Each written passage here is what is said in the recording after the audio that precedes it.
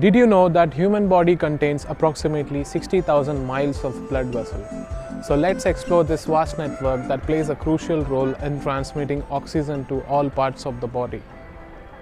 The polluted air. The atmospheric air consists of 78% nitrogen and 21% oxygen. Air also has small amounts of other gases too, such as carbon dioxide. Air enters the mouth and nose through breathing and travels to pharynx, larynx, trachea, bronchi, bronchioles, and finally alveoli, where the exchange of gases occurs through simple physics called diffusion.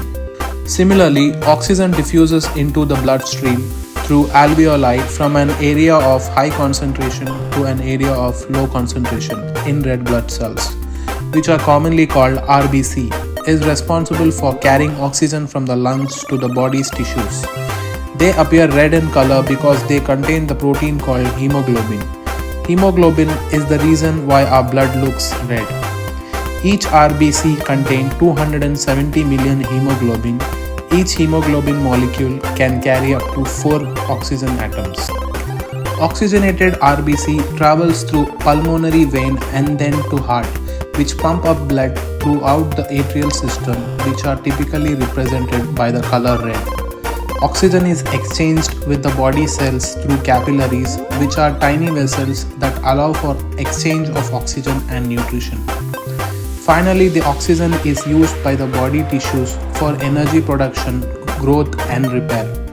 Capillaries collect deoxygenated red blood cells, which are then carried by veins back to the heart. Veins are typically represented by the color blue. The heart then pumps the deoxygenated blood to the lungs, where it again picks up oxygen from the alveoli. And the infinite cycle repeats until